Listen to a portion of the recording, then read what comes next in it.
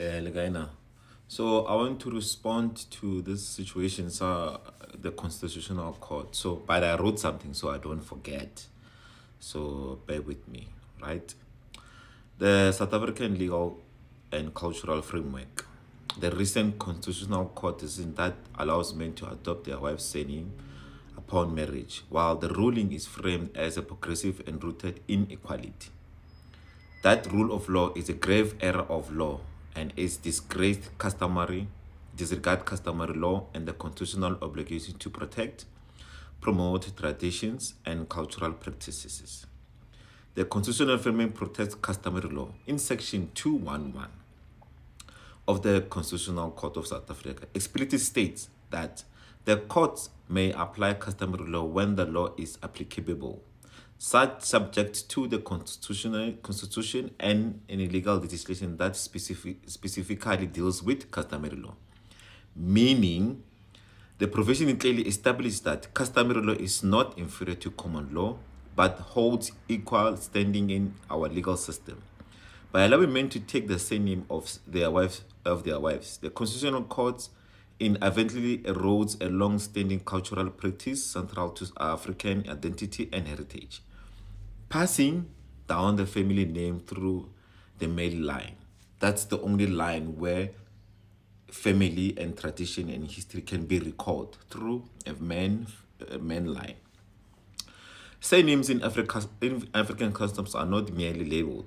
They are ancestral makers that carry a lineage, history, and community recognition. This decision risks diluting these makers and creating confusion in lineage tracing, which is cornerstone of many customary practices, including marriage negotiation, inheritance, and initiation rights.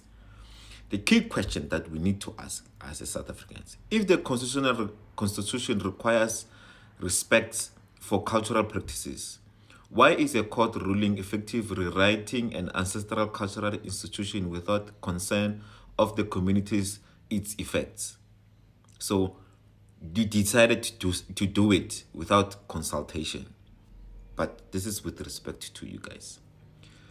My other point, equality versus cultural integrity. While Section 9 of the Constitution guarantees equality, this does not mean uniformity. Equality must coexist with diversity, especially in a multicultural society like South Africa. By imposing Western ideas on marital naming conventions under the banner of equality, the ruling evaluates individual rights above collective cultural rights, directly conflicting with Section 30 and 31 of the Constitution, which guarantees the rights to participate in cultural life and maintaining cultural identity. Section 31(1). A person belongs to a cultural community may not be denied the right to enjoy their culture and form cultural association with others. If African men are pressured by law or society expectation to abandon their surname, this constitutes cultural erosion and form of cultural discrimination. The ruling, error in law. Precedent and respecting customary practices. Now, precedent are the things that been done in the past that becomes a form of law in practice for the future and then in reference for what we need to do and refer to. The South African court has historically balanced modern constitutional rights with customary law, especially where marriage and family cultures are concerned. In BHE versus V Marriage, Kaelich in 2004, the Constitutional Court recognized customary inheritance rules by modifying the name only to the extent necessary to align with constitutional values. This precedent shows that courts should harmonize, not override, cultural practices. The current decision, however, does not harmonize but replaces customary norms with Western frameworks, effectively marginalizing African voices. Practical implication. This ruling may seem symbolic, but it has real-world consequences. Lineage confusion. In many communities, surnames are used to identify kingship ties and avoid prohibited marriages. A man taking a woman's surname could disrupt these checks leads to cultural and society problems. Inheritance dispute. Customary inheritance systems are surname based. Changing surname could create a legal chaos over land, property, and claim responsibility. Identity crisis. Many South Africans derived pride and belonging from their ancestral surname.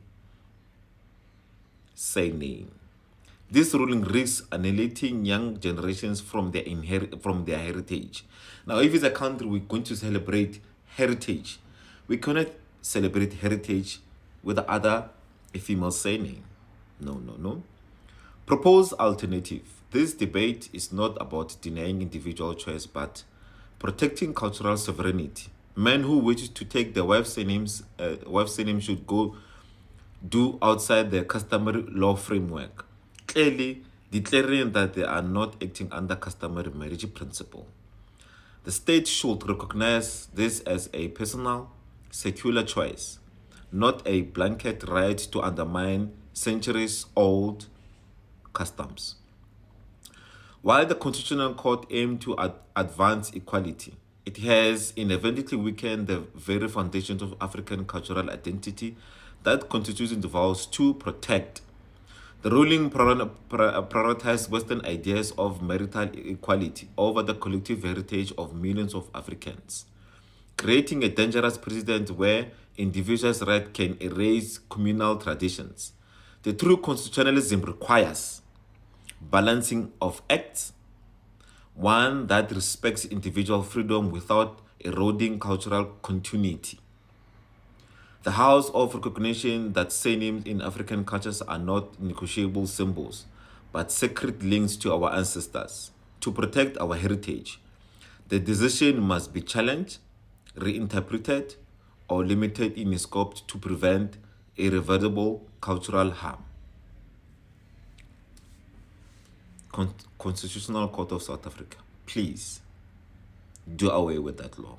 And we know and we understand that there is a term called error of law, and this is one of it.